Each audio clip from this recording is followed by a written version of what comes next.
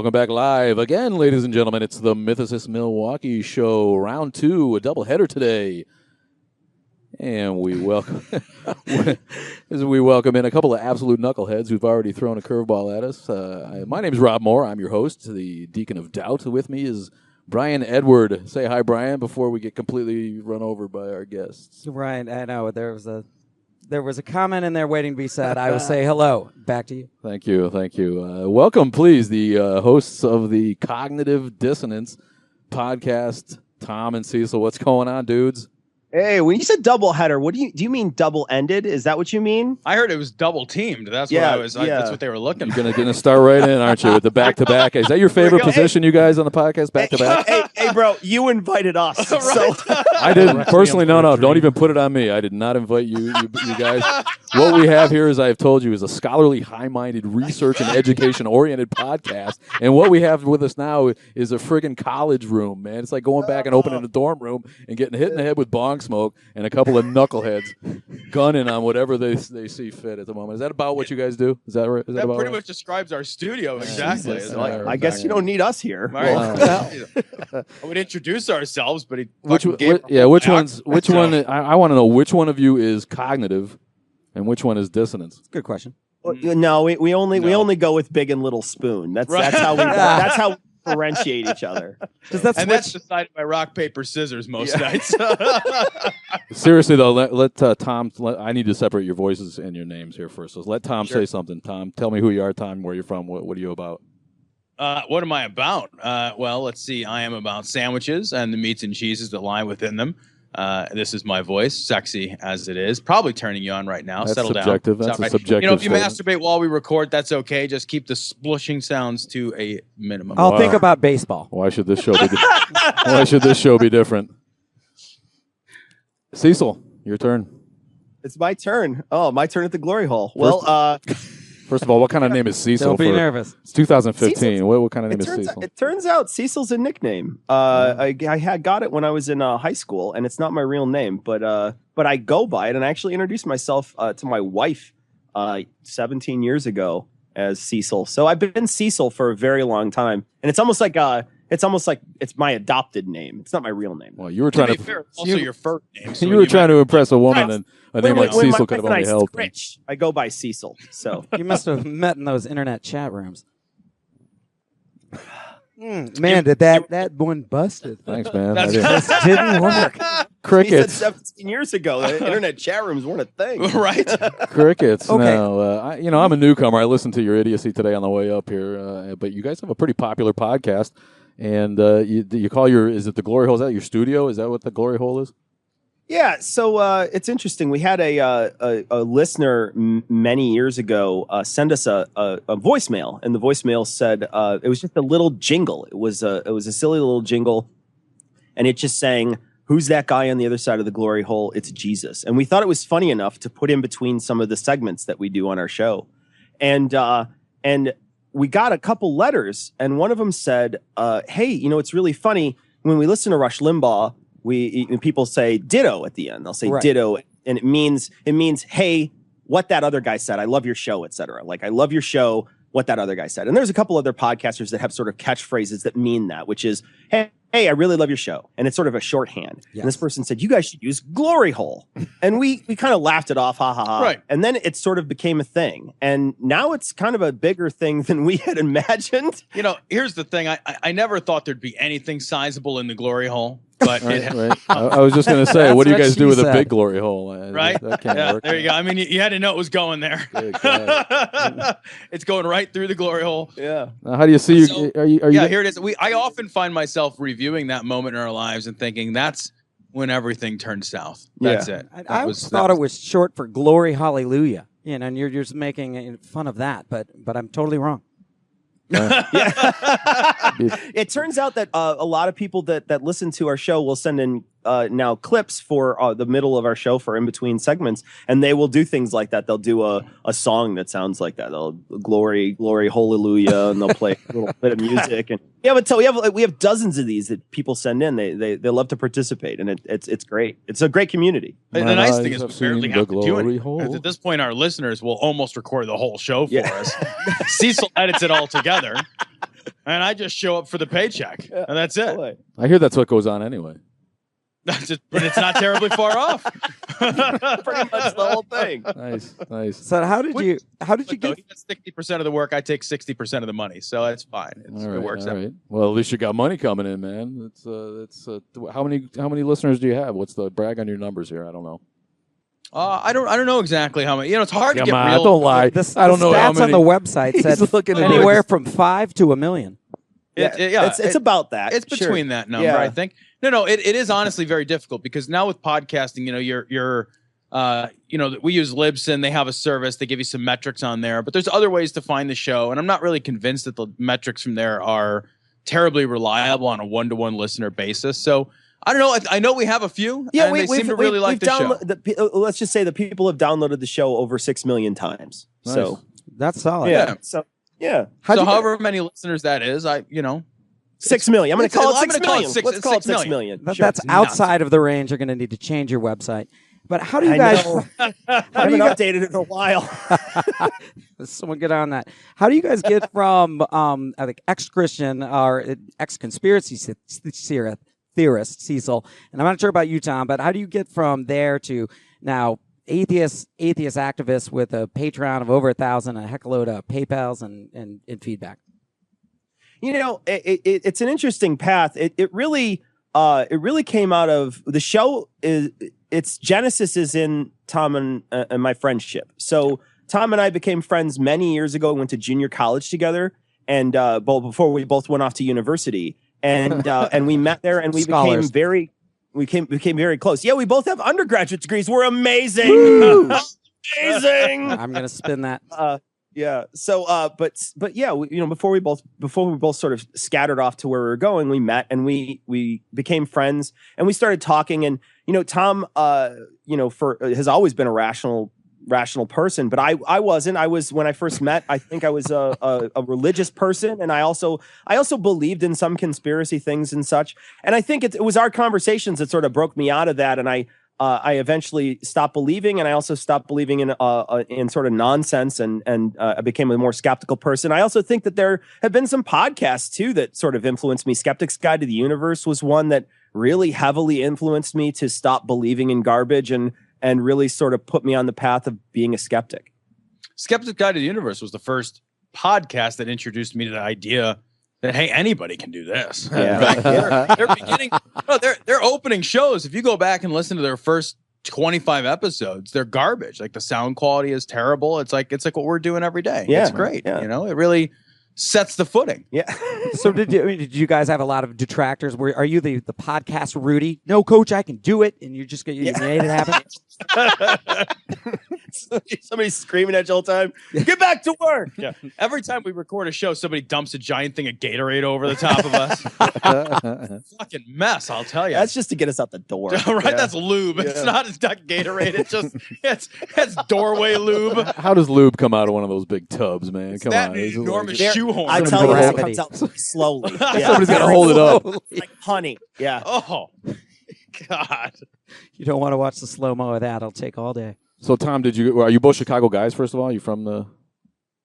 Yeah, effectively. I grew up in the suburbs for the most part. I moved around a little bit when I was young. Lived in the city of Chicago. Which suburb? But grew up most of my life in the southwest suburbs. Which one? Come on. What suburb? Frankfurt, right? Yeah. Awesome. No one lives there. So, yeah, it's far southwest suburbs. Yeah. Is that he's like DeKalb. Like near Frankfurt. Like near Tinley Park and those places. Tinley Park, my friend, and Stickney. You got an uncle in Stickney? Got any Stickney? You got any Stickney over there? What about Cicero, huh? Hey, I worked in Cicero, my friend. Don't mess with Cicero. He lived in Decatur. He called it a suburb. I'll send Betty Lauren Maltese down there to teach you a couple of things. 1, 2, 3 Cicero. 1, 2, 3. Yeah. Gotta give it up for Betty and Frank. Yeah, Cicero. What a place. Hometown of Al Capone, my friend. Now we just need your first pet's name and your social security. They also had that lunatic in Cicero who got, she stole like all the money. Betty. Yeah, Betty Loren Maltese. That's what I'm saying. Her husband was in the joint. She took over the town. Yeah, she fucked that town over. I mean, she Oh, fucked man. that town hard, man. You're more gangster than I thought, Rob. That fucking town. Yeah, man, I'm telling you, man. Me and Cicero go way back. Man. The hookers used to stand on the street and they jump between the border because it was on the border of Chicago. It's like a close suburb. And the hookers would jump on one side. When the police would come, they'd jump back over to Cicero. And then the Cicero cops would jump back over to Chicago. Yeah. And we'd rate them by how many breasts you'd see on a summer Very morning. energetic hookers over Right? there. That's Yeah, good 'cause you know yeah. they're fit. It's you know? like That's right. hooker That's right. boots. Yeah. Well, I did not think hooker would get mentioned on the podcast, but in fact has. Like, did you have You've listened to these guys. We have to say things that they can relate to. If we right? talk- But I thought it would be coming out of their mouth. Well, like I say, you have to play to the audience. We're not talking to Richard Carrier today. We can't talk about Jesus' historicity. We need to talk about toilets. But we played Cards of Humanity with Richard Carey. I'm certain I heard hooker come out of his mouth at least 5 times that night. But not lube. We've already heard the word lube like 7 times, man. I don't know what these guys got going on down at the Glory Hole. Well, it's just because we can't get women excited, so we need the lube. You know, That's how it goes, right? It's really a sad thing. it's pretty bad. I just basically coat everybody in fucking baby oil as soon as I meet him. Just in prophylactic, case. you know. Slippery Just squirt bastard. them down. Speaking of squirming, like during the dogma debate when you guys were interviewed there with David Smalley, and that everyone's waiting for you guys to come on. And by the way, you guys raised $5,000 for the Secular Student Alliance, and then another $5,000 for Doctors Without Borders. But tell us more about that. Where they the video, they seem to be almost afraid of your guys' entrance. David Smalley has been a great detractor of our show for a long time. David Smalley hates us. We met him at a conference. So we were on his show last year for the Dogma debate when they raised money for Foundation Beyond Belief. Is that when we raised the most money? I think last no, year? no. That guy who came on and dropped a big fatty Other cash. than 10 G's, that man. dude, Yeah. that dude raised the most. Right, but we raised the second most, and then we met him, and he begrudgingly took a picture with us, and then he invited us back on to go on this year's, and we decided what we would do instead was give some money to Doctors Without Borders out of our own pocket, as long as we could reach a $5,000 goal on David Smalley's podcast. And so we did. We reached the $5,000 goal. We donated $5,000 of our own money to Doctors Without Borders. And then David Smalley the entire time was gritting his teeth because he had agreed ahead of time that for every $100 we were going to raise for this Secular Student Alliance, he would say the word glory hole. Yeah. And he had to say 53 glory holes, and it was glorious. Yeah, he had to close his eyes and grit his teeth like first time anal. You know what I mean? Like he was just taking one for the team. Oh yeah, and we There were was not nothing gentle. in it for We were him. not Oh, gentle. no. Yeah. You should have made him say it all in a row, like one of those tongue twisters, like Toy Boat. It would come out, glory hole, glory hole. You couldn't say it 5-6 times in a row real fast. That's a good one. Yeah, he had to slow down. He had to slow down and take it. Basically, right. is what He had I to mean. ease that thing in there. It Yeah. was pretty great. You guys have plenty of lube, apparently. So Yeah, no, we're good. Yeah, Not for David Smalley, we don't. It was Fucking leave nice it of in. him to give you the first spot and then take it away. That was We like that was leave him high generous. and dry. awesome. Did Lawson you get chiming in. good feedback on that? I mean, that's raising that much money. That had to have been good. I mean, the comments were probably more positive than negative, I'm guessing. Oh yeah, I think so. I mean, on occasion we'll get negative feedback, but we don't pay attention to it. So Yeah, it we're doesn't. good about idea. it. The nice thing about negative feedback is it literally means nothing. People will sometimes send you something like, well, no, I'm not going to listen. It's like, I didn't fucking know you listened in the first place. Right. You misunderstand the consumer nature of this program. Like, I didn't know you were there. So when you leave, I didn't know you fucking left either. You guys tweeted that you were going to ruin our show, and we thank you for the acknowledgement that Yeah. there's anything to ruin, as if that's like saying anything. So, have at it, please. You can only help at this point now. Yeah, we need some negative feedback. But right? we appreciate it, man. I feel like we're eating at the big dogs table here today with these. That's the thing though about putting yourself out there, doing a show, doing anything. Like you can't leave yourself open and say, man, I'm going to do this thing, and I just really hope every undifferentiated random internet stranger loves me. Right. Right. I mean, if that's what you're fucking doing, if you're going out there for internet stranger points, I don't know, man. You got to reorganize your life a little bit. Yes. Self-esteem course. Right? What have you guys ever considered making a show about just emails, like feedback, both positive and the hate mail? Dawkins read the hate mail one time. That's hilarious. That was funny. That's funny stuff. I wondered you guys would be hilarious with that. The thing is like a lot of people who get through our show, get through the first minute of our show, they're not the super hyper religious people. The super hyper religious people drop out the first few seconds after Tom says "Welcome to Glory Hole Studios," and we start swearing and just being ourselves. Those people don't listen; they just stop listening. So we don't get hyper religious people to send us messages. One, we don't have atheist in the title, right? So all the people out there who have a show that has atheist in the title, I think, are automatically going to get negative reviews and negative people, even without them even listening to their show, because the people are just they're gonna latch onto the term atheist, and then they're going to get the people who are inclusive, that welcome people into their show and are very they don't really do anything that's edgy or anything. They're just sort of talking. Mm-hmm. They're going to get more people that are going to be negative and that want to sort of hear that debate. We're not about debate. We're a circle jerk. We're a total circle jerk. When you come to listen to our show, we're going to laugh about news stories that you want to laugh about. And that's all we're going to do. We're not going to dig in depth to anything. We're just going to have a good time. It's going to be two friends talking about the news. And it's going to be about secular news, stuff that's like religion and politics. We're going to talk about skeptical issues. We're going to talk about all kinds of stuff that you want to talk about. But, we're just having a conversation and laughing and having fun. And I think it turns a lot of people off. So what Dawkins will get is just random internet people to send him messages that are hateful. And they're brilliant. It's funny because the whole time he'll read it, and he'll read it with a straight face, and it's hilarious. With us, the hate mail we get it's from people who stopped listening because we made them mad or something, Right. And so, or they don't like our swearing. Yeah, we get occasionally like, they swear too much. It's like, well, yeah.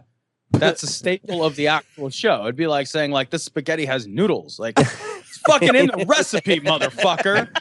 Are you kidding me? We've never gotten an email from a religious person ever that I can remember. I can't remember. We did get one from when we first started, from a really old lady who was super mad. She said, "You guys sound like two young boys out by the woodshed swearing." And we thought it was adorable. It was totes adorable. Great compliment. Great compliment. Must be some funny kids then. I know. I got some fat kids, I'll tell you that much. Kids, yeah. Jesus. No, the short kids. We know your like emotional age is pretty clear. It's pretty clear, but how old guys are you? I am 37, but I feel like I've abused my body to a good 64. 64. So, if you were to meet me, you would be surprised that I didn't have a walker. He implies he hasn't abused his mind, Brian. I'm not sure. I don't count myself by years old. I count myself by years left. I'm going with 2. Yeah. So, You're both old enough to know better, man. Cecil, you don't have 2 years I left. have to deflate myself every time I climb the stairs. Oh, that's Are you great. kidding? You can't climb the stairs. In liver years, you're 65. Liver years. I like that. I like that too. Oh, awesome. Yes, liver years. Yikes. These guys are Cecil and Tom, and you are listening to a special episode of the Mythicist Milwaukee show. We like to get in a station break from time to time, guys, to plug our own shit. Batman and Jesus is a satirical video series that we have up on our YouTube channel, produced in conjunction with King's Tower Productions. Our buddy Kyle here is doing a great job of those, and soon to be on Atheist TV. What do you think of that, man? We're going to get our content on Atheist TV. They're half an hour satirical videos, takes on the Bible. So check that out on YouTube. Yeah, it's called Holy Shit, and the Batman and Jesus is the movie. Batman and Jesus, working on that. Hopefully we have a trailer for Reason Rally. You guys heading to Reason Rally? We were considering it, but we're probably not going to go. We went to Reason Con last year, which actually turned out to be an amazing conference. And we were hoping it was going to happen again, but they canceled because it's in such close proximity to Reason Rally. They decided not to run with it. Yeah, Reason Rally just, I don't know. I think we talked about it a little bit. I think we're still maybe up in the air on it, but it's not looking real good. This year, our big trip, we're going to go to QED in London, or not really London. It's in like fake London. It's in Manchester, I think. Yeah. I don't know. Somewhere in a island nation. So we're going to swim over there and see what happens. That Banana Republic, Britain. The Banana Republic of Britain. That'll never last. Island nation. What they've been reduced to, poor things. Did you guys have any comments, speaking of like news stories coming on, like Richard Dawkins' latest tweet about the Queen Rania? I don't know if that's the pronunciation of Jordan. Did you guys hear about that tweet? or any of the controversy? I don't know that I heard about this in particular. About what now? About a Queen and no, I heard about the Islamist feminist thing, the video that he posted. The Queen of Jordan's a hottie, right? So he said that's how it. What it was. That's how a Muslim should look. The actual quote was, or tweet rather. This is how a good Muslim speaks. This is how she dresses and wears her beautiful hair, and got him in a lot of trouble. That guy needs to stop with Twitter already. Boy, you're the second person today that said that. That's funny. Just do books. Write books. Because you know what a book has? A book has a goddamn editor who can call you and say, "It's so stop true. It. Just fucking stop it." Put your grandkids on Facebook and leave Twitter alone. He clearly has no filter and it's just fucking diarrhea of the fingertips whenever he gets on Twitter. He has a complete and total inability to type almost anything on Twitter that doesn't piss off huge groups of people. Yeah. He needs to stop using it. I also think people they just are waiting to be offended by him. Like as soon as he says something, they're absolutely waiting to be offended by him. And it's like, I don't know if it's offensive or not. I don't really know the context of it, and I haven't really looked at it. But I think that there are people that no matter what he does, they're going to find offense. Right. Yeah. And I don't understand what he gets out of Twitter. Like you're fucking Richard Dawkins, for God's sake. I that's the thing I don't understand. Like what I understand why we're on Twitter, right? We're on Twitter because it's fucking free advertising. That's why we're on Twitter. There's no other reason to be on Twitter. It's 140 characters of screaming into a fucking meaningless void. You guys are playing Twitter. 19-year-olds. But why the fuck would Richard goddamn Dawkins be on fucking Twitter? What does he get out of Twitter? I don't understand it at all. All he does is tweet things, and then embroil himself in meaningless controversy, which he genuinely seems to be upset about when it happens. Yeah, you miss the cool voice. I mean, half the thing is listening to that cool old British accent, and that's all gone. Right. Yeah, there's no. Yeah, exactly. You have to read it yourself. I sound like an idiot when I read things. So. It's like masturbating to porn you don't even find hot. You're just like, fine. See, God, I can't even stay hard this time. For every American that thinks his accent's cool, there's two that thinks he's a snotty fucker. So they don't want to, they're looking for a reason to pick on him right away because they just think he's a jerk. And it's just that's because America's so anti-intellectualist. Exactly. That anything with it's exactly right. Accents mean books that are hard to read. Okay, great. Go away. He thinks he's better than us. Right. Kim Kardashian doesn't get in trouble with this stuff. You're right. The more you dumb it down, the more well it's going to be received. Yeah, but I think we can agree that he needs somebody to tweet for him at the very least. I assumed he would have people tweeting for him, but what's he actually doing? Pulling his iPhone out and laying out what is on his mind. What a bonehead. I got to wonder, does he have somebody? I mean, he's a public figure. I know he's got a friggin' foundation. He should let Stephen Hawking tweet for him. That guy's used to it, right? He can tweet with his tongue, and he's got to think about everything before it comes out of his mouth. Awesome. Wow. And you'd have to read it in that robot voice, too. I don't know. It's like when you see like the fucking big celebrity do like a fucking toilet paper commercial. It's like, what did you need a paycheck? Like, what are you looking to buy a book today? Hell yeah, man. What is he fucking tweeting for?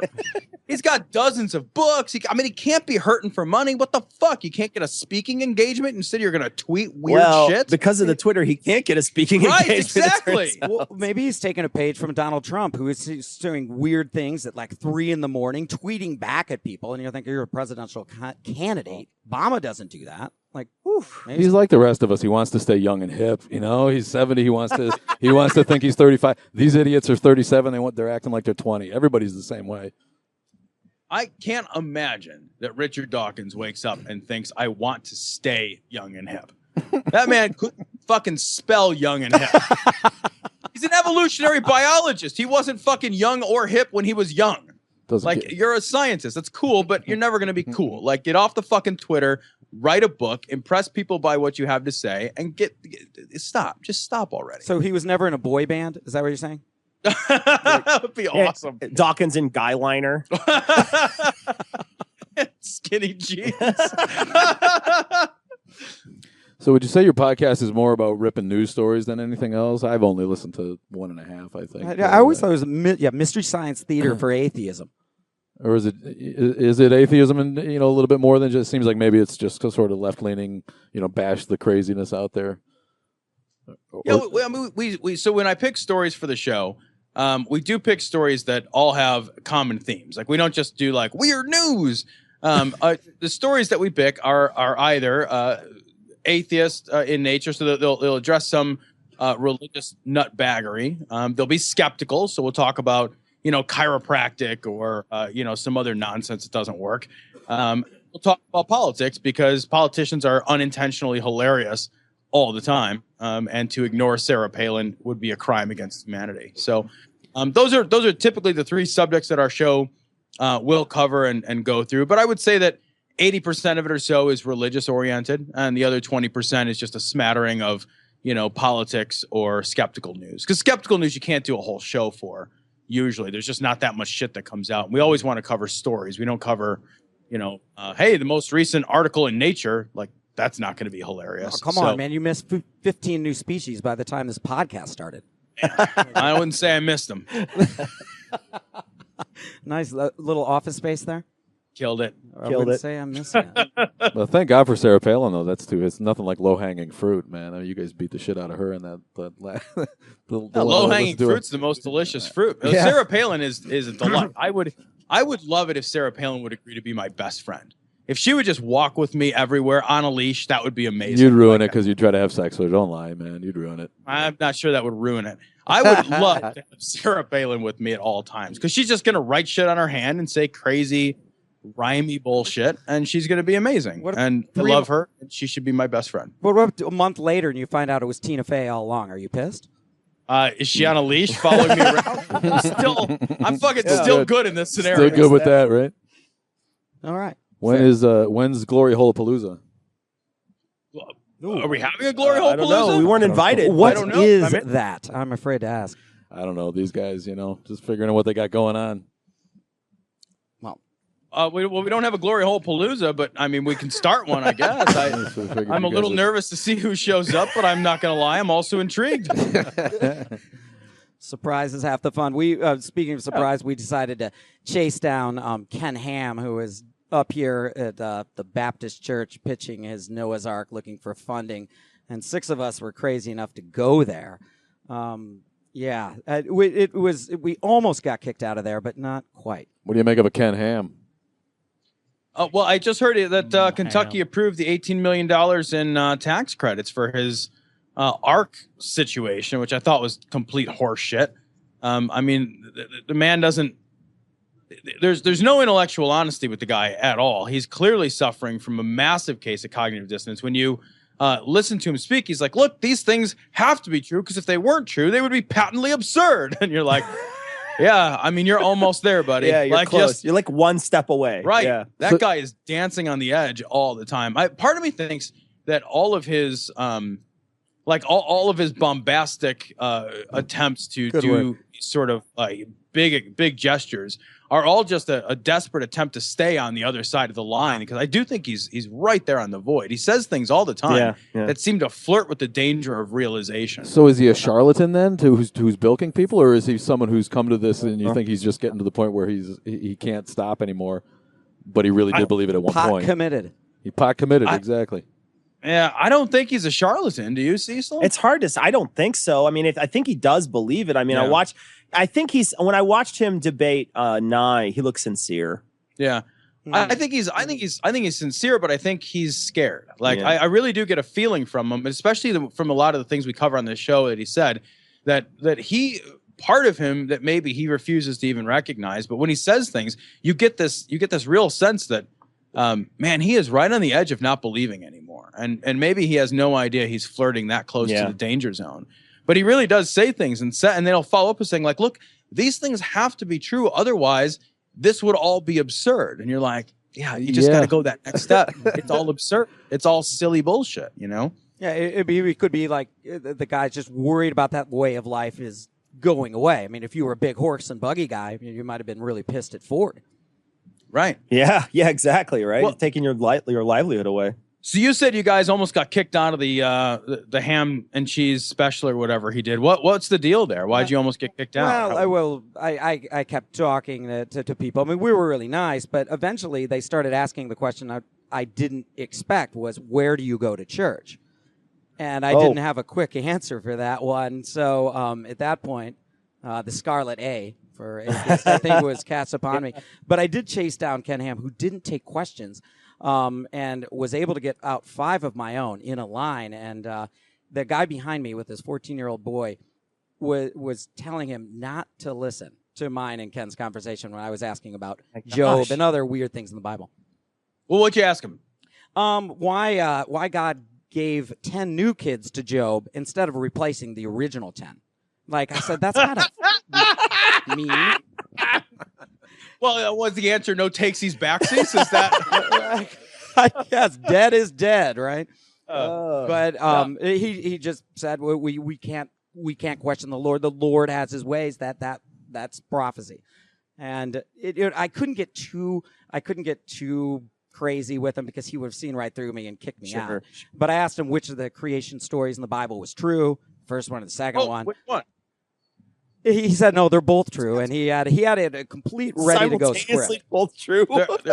The second one just explains the first. If I go back and look, and since he asked me to quote them, and I wasn't on top of that, I couldn't do it. And then he was like, "Yeah, see, the second just explains the first, almost like it's an offshoot of the series." They've got a rationalization for every last one of them, don't they? I believe they do.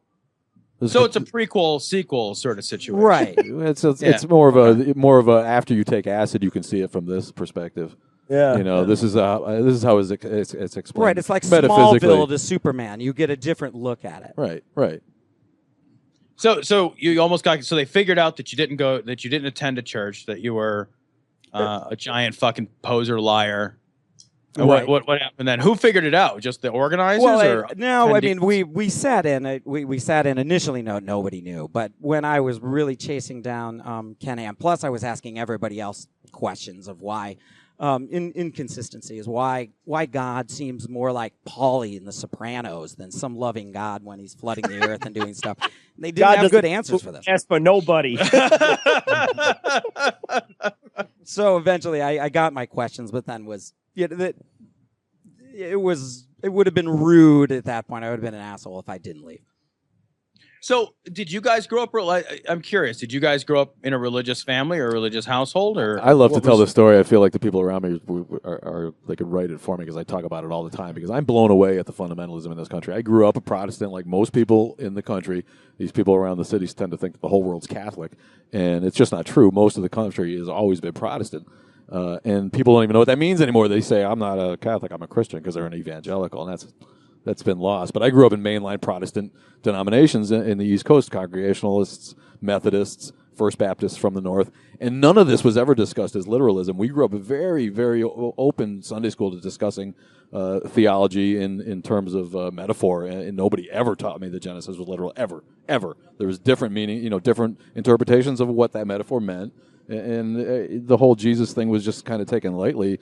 Yeah, Jesus died for our sins and for original sin in Genesis. But what does that really mean? Nothing. Jesus loves us. Try to do good, and move along. And that's where I came from. So when I came to the Midwest and I met a kid who actually explained to me that the Earth was only 6,435 years old in 7 days. I mean, he had it down, and I was flabbergasted. I was 21. I'd never met anyone who I thought actually believed that. It opened my eyes to like the real problem. That's fun. The real problem. I grew up Methodist, and I wasn't really much of a believer, but I went to the Methodist church when I was young, and I had the same experience with the Methodist that you had. I know you mentioned Methodism. Methodism was like, hey, let's all have a pig roast and be nice to each other. Yeah, like that was it. It was just like that's cool. Occasionally, somebody would be like, hey, Jesus, and you'd be like, all right, and that was like the whole thing. Love your neighbor. It's like, should we sing a song? Let's sing a song. Which one? I don't know. Onward, Christian Soldiers. Moving on, and then you sing like the same 12 songs and just had a block party. Absolutely. That was like absolutely. The whole potluck dinner. Little bingo. A cake. It was old-fashioned stuff. It was nice. It was social. You grew up, but not one person ever tried to tell me that Genesis was literal. Wow. And they never scared you about the rapture, and they never talked shit. I never even heard of that shit till I was in my 20s. Like the whole rapture revelation stuff. I was like, that's not a thing. I never heard of that shit. Yeah. Well, I was raised Catholic, so we didn't get, Revelation was, we don't really talk about that much, but man, did they guilt you about everything else. I mean, at 16, I started wearing my seatbelt, not because I was worried about head injury, but rather I was getting a second base with my girlfriend, and I was absolutely certain that if I didn't get to confession, I was going to hell. So scary You stuff. still, I'm just throwing that out there. You still might make it. So don't give up hope. We didn't have body I've shame got either. a big lead off second eyeing third. A big thing with us was when I grew up is I noticed when I started meeting Catholics, I went to college and started meeting Catholics from the city, and they'd never seen anybody naked. They'd never seen their parents. We grew up without maybe it's because my dad had 10 kids in his family, but I saw my parents naked every damn day. We all shared a bathroom. That explains There isn't a this lot. weird body shame among Protestants that there is but conversely, then Catholics are into, having sex and a lot of babies, and the old joke is Protestants have, we've got 2 babies and we've had sex 2 times, Harry. But We get a free pass on alcohol, though. I did like that. I mean, you could drink to your heart's content. yes, At Notre Dame, I went to school there, and I was amazed when I looked at the handbook when I was 18 years old. And they said, although we respect the Indiana state law of drinking age being 21, as long as you're in your room, we don't care. However, handbook? Yeah, the handbook, and but they had their sexual policy. It says at Notre Dame, and I remember this, that at Notre Dame we believe that the true expression of love via sexual intercourse requires a commitment of marriage. Therefore, if you get caught having sex prior to is an expellable offense. That's the So hand keep it to job book blowjobs? you were Is that the reading. message? That or get married and then get divorced in the morning. Right? Those are your 2 options. Right, I think so. So Cecil, you were the then Methodist? you'd have to go through pre-Cana. It's Catholic, It's Yeah, gotta be yeah, in the Catholic exactly. Yeah, so it's like 6 months just to get laid. Jesus. Church. Chomping at the Still bit. faster turn time than I'm used to. Seems like a lot of work. So Cecil, Like the fall dance is coming up. Cecil was the Methodist? No, that Tom was a Tom, and Methodist. then, so Cecil, where did you come from? My dad was a Lutheran and my mom was a Catholic, so we grew up Catholic. Lutherans? And it was. But the thing is, like, I was more influenced by outside people. So, like, my buddy's dad was one of those hell-raising preachers, one of those guys that said that the revelation was like gonna be tomorrow and you were all gonna die. Repent and now, fire and brimstone. repent now, and there's gonna be, they're gonna be eating your eyes and you're gonna have a fucking barcode on your neck, and it's. Did you ever use that excuse to get out of homework because the world's going to Oh end man, I frickin' wish, soon? man, I wish. Actually, that shit scared the hell out of me when I was a kid. It was terrifying to think, gosh, we're at the end times, et cetera, et cetera. And the thing is you're seeing an adult, a trusted figure in your life, like looking you right in the face and being perfectly honest with you and saying, tomorrow we could all die, and actually it's a pretty good chance, and repent now, and et cetera, et cetera. And it was very, I think it was scarring, actually. I was terrified of it as a child. Well, you got out of it. It cripples minds forever. I saw that too when Yeah. I got to college, and I'd see some Catholics at school who were fairly well adjusted, but then one of them would say, "I have a sister at home who's afraid to go out because her mother's made her so guilty for leaving the family, or the possibility of a boy might come up to you, and touch your Fear is boob." an amazing motivator. I mean, it's what scares people, those people, especially in that particular sect of the religion, that's what scares them into believing forever and, not doing things that are against what the, their religious tenets are. And, eventually I got out, but it wasn't because I kept hanging out with that guy. It was because I wound up meeting people that challenged my ideas. So. Yeah, that's a good point. I personally, for me, it was just getting hold of YouTube. And somehow I came across Aaron Ross' channel, who's an amazing bowler, by the way. Can throw that bowling ball like, Aaron Ross 70 bowls? miles an hour at least. No kidding. That's what I thought when it did St. Louis. Drunk bowling with Aaron Ross. Nice. I couldn't tell if he was. I know I was. He strikes me as a Fred Flintstones bowler. Like 23 little steps up to the lane and then just whip that thing down the lane. But steps on his toes. He's up on his twinkle toes. That's how Fred did it. If you remember that, Phone sound as he walks. Yeah. I'd pay real money to see Aaron Ross bowling barefoot. You have to give him his distance, man. He took a look at me and Wait, I bet you that hair whips around when he lets it go, man. I wasn't going to say anything about his technique to his face. We love him. We love Aaron. He's easy top of atheism. He is. He actually described himself as he looks like a roadie from Pantera. We're talking to Tom and Cecil, the cognitive dissonance dudes from Chicago. They have a great podcast of their own. We can only aspire to a modicum of their listenership. We actually have 51 live listeners today. Maybe a record, I don't know. And you guys are bringing some weight, man. Tuning So in we live, appreciate that. bringing your own crowd in from Chicago. Yeah, What's live up? listening. That's old school. No right, TiVo. right. Yeah, we go live here, Here's man. the thing, though. Like 51 of our listeners basically weigh the same as like 700 regular listeners. So You're talking to Milwaukee people here, you know. That's true. That's true. Is A it lot of still the fried fattest cheese up city in the there. world A lot or of fried something? I don't cheese. know. It one of those. I actually love Wisconsin. You know, I travel a little bit for work, and occasionally I'll travel down, you know, someplace that's, you know, nice, like, you know, Miami or whatever, and I'll walk around. I'm like, fuck, man, I'm a fucking 3 down here. But when I head up to Wisconsin, I'm like, I might be a Miami 3, but I'm a fucking Wisconsin 7.5, motherfuckers. Yeah. Some of us Love are your fried cheese. Some of us are up here making a living on that. That's awesome. What's up with the this rapper Bob? He's all over your Facebook and the Neil Tyson flap, man. Talk to us about that flat Earth thing. Rapper Bob is we weren't sure, you know, we're not sure if he's trolling or not. I mean, the thing is he no matter if he's a troll or if he's not about the flat Earth thing, I will say this. He successfully got on the Daily Show. He got his name dropped on the Daily Show by either pretending or being serious that the world is flat. Yeah. So regardless, he's got a bunch of new Twitter followers and his name is being said. So I think rapper Bob, regardless, is super happy about whether or not, you know, I don't think he cares whether people believe him or not. I think he's just super happy he's getting publicity. They're just spelling his name. Maybe it's Donald Trump. He's got a gimmick. It's right? a sock puppet. Doesn't matter. Yeah. You know, I have to think when you are going by the moniker Rapper Bob, you need all the publicity you can get. It's like, oh, hello, my name is Rapper Ice Cube. Nobody does that, right? Like if you are such a fucking bad rapper that in order for people to know that you are in fact a rapper, you must name yourself Rapper Name. Well, I'm going to start calling myself Bob. Podcasting Cecil. Right. So, I like it, man. It's like the guys that I'm they gonna get be that masturbating CNN Tom. gives the name to the guy. It's already in, on my rap sheet. Pornhub Tom. It's on the internet history. Official mascot of Pornhub. like, That's the most disappointing mascot. They should sponsor a variety of live venue events and just have a fucking Pornhub mascot just pop out, be like, oh, it's not the Houston Astros guy or whatever. Like, oh, it's a zany. It's like this.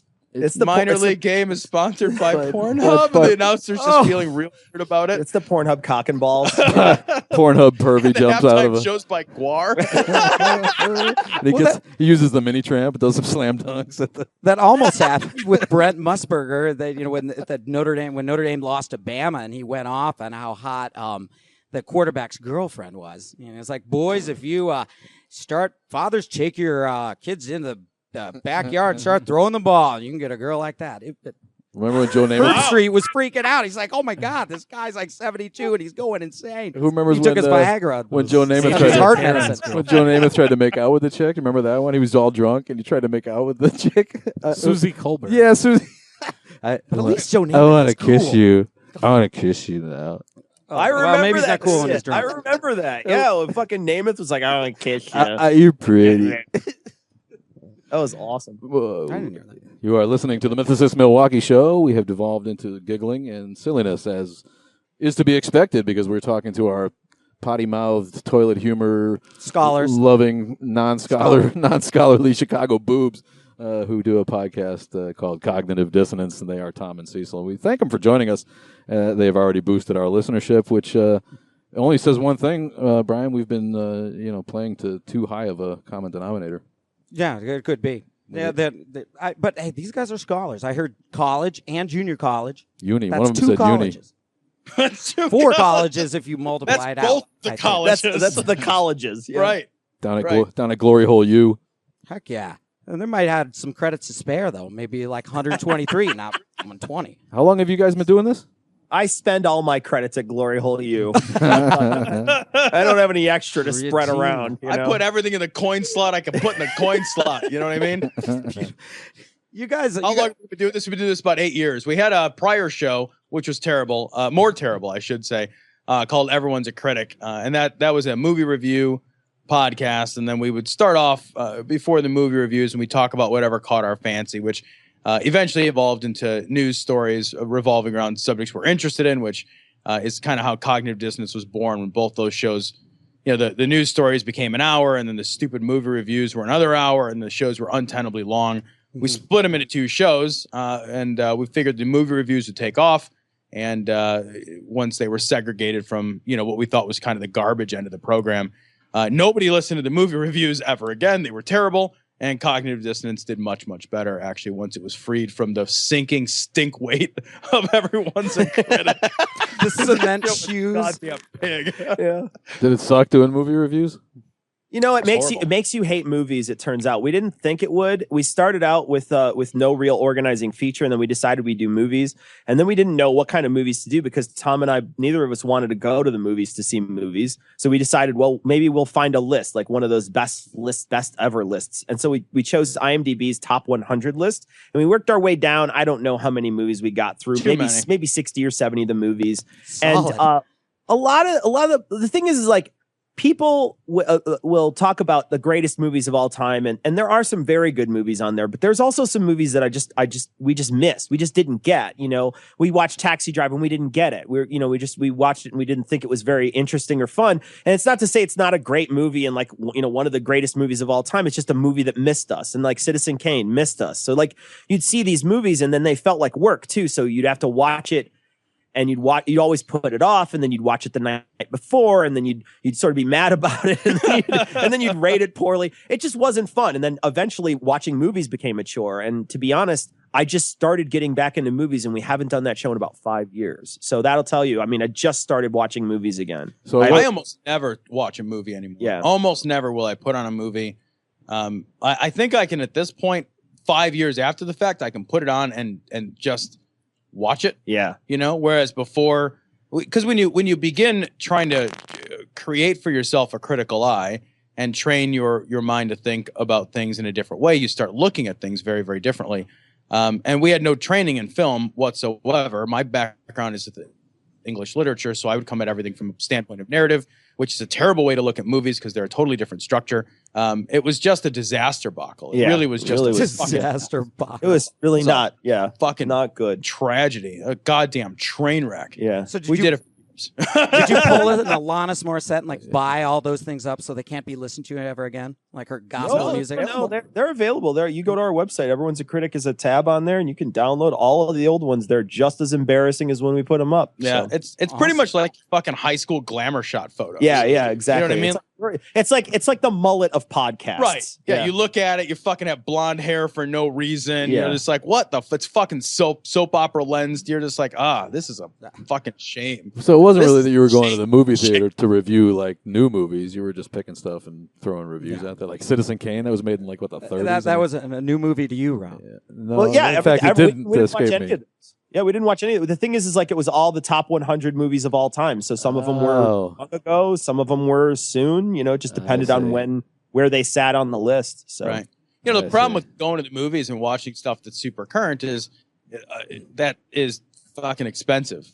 We didn't want to do it at the time.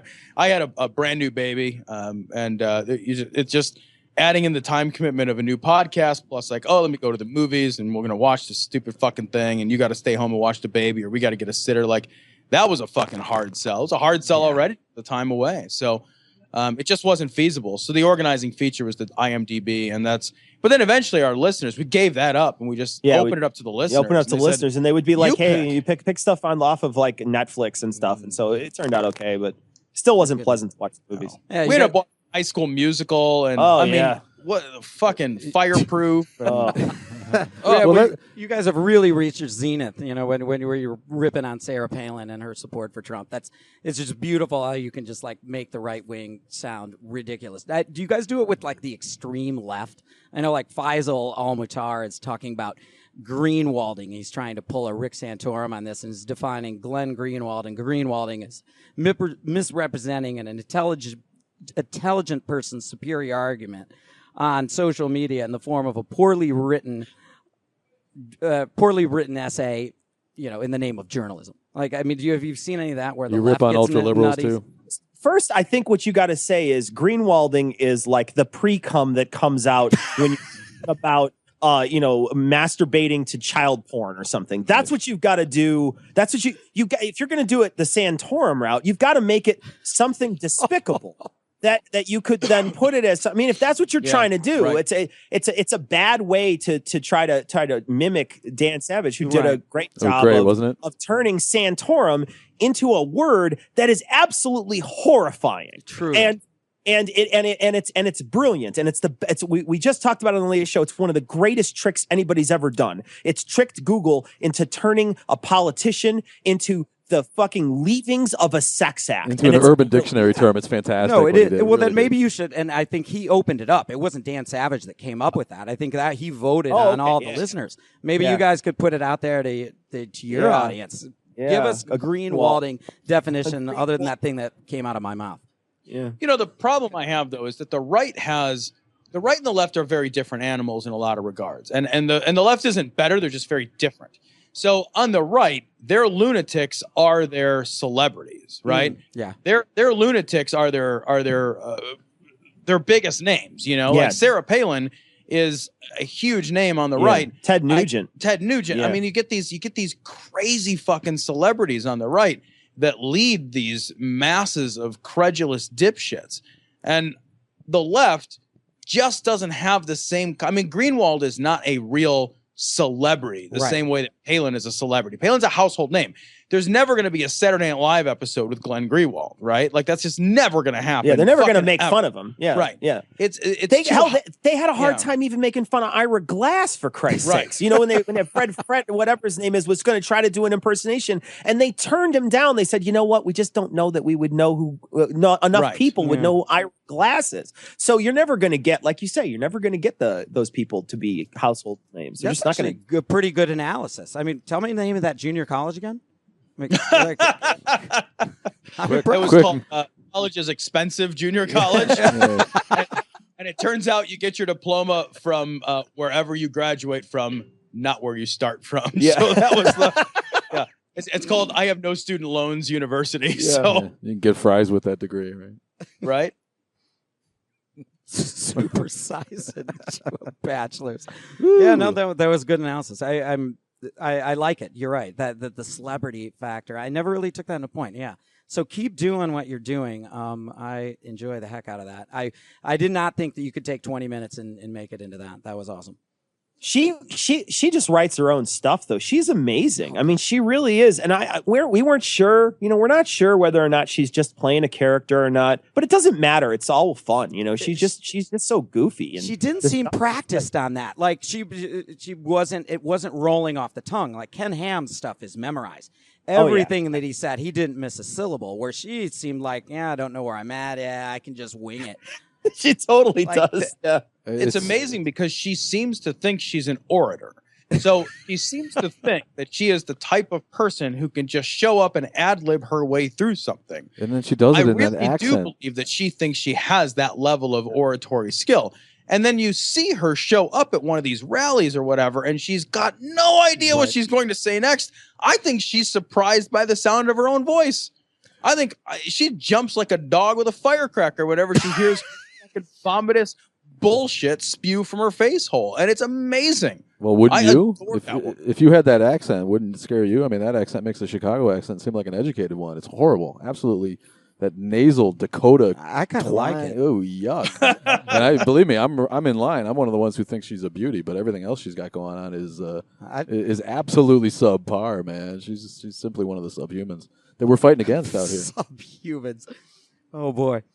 But either way, you guys are doing good. But good analysis on that. What's the engineer is handing me questions here. Tell us about the Skeptic's Creed that you guys do.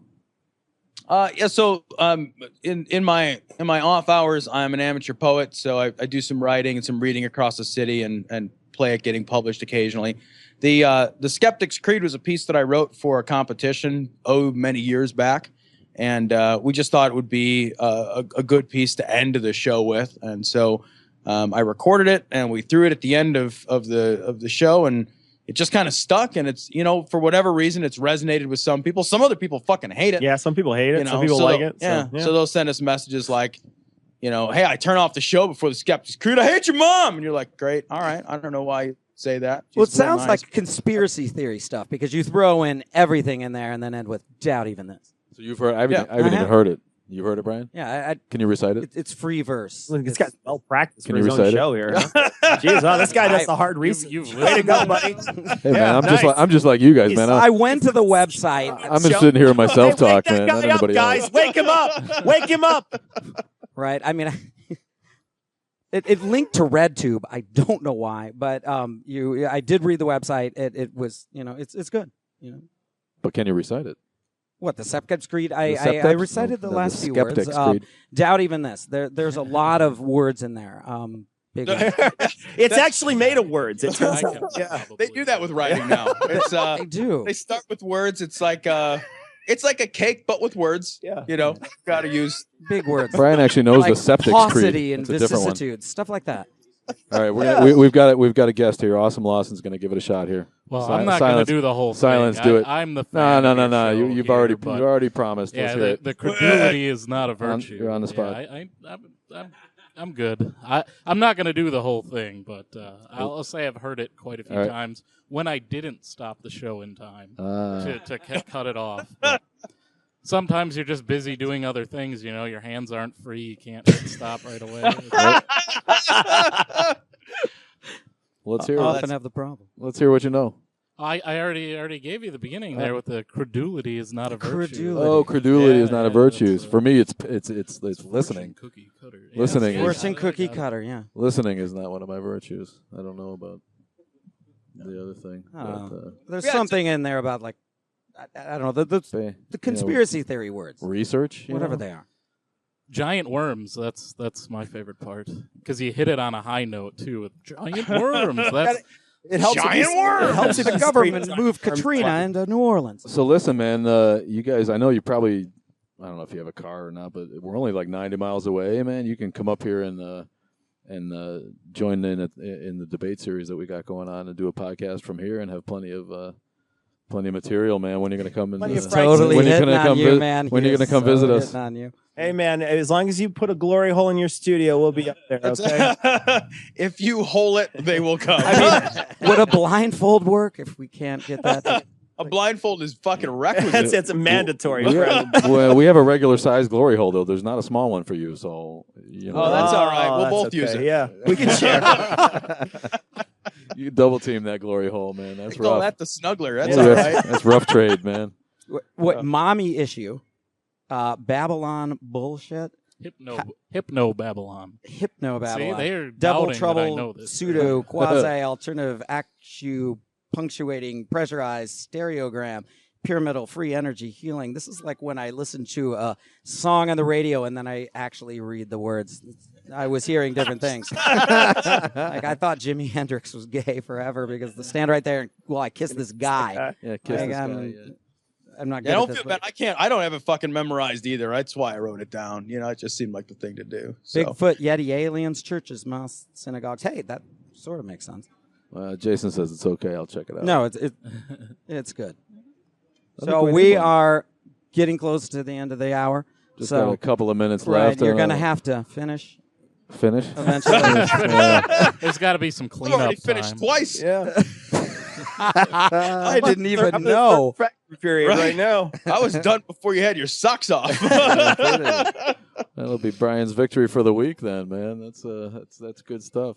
It's 58 minutes into the show here. It's been Tom and Cecil from Cognitive Dissonance. Look them up, follow them, listen to them on YouTube. They're funny. They do a way different bit than we do, and it's been a pleasure having them on, Brian, to break up our normal routine of high-minded, scholarly education. There's a scholarly underbite in there. Mythicism and research. So, yeah. So thanks, guys. Stay on the line after. That's the low-rent version of the Skeptic's Creed. Stay on the line afterwards so we can chat for a second. And Sure thing. try to get up here. It's Justin Bass. He's an actual evangelist. We will. We'll definitely he's make the trip. debating Big Dick Carrier at the first debate, and you guys would fit right in if you came and. Oh, yeah, totally. Flew right down, man. Sure, yeah, well.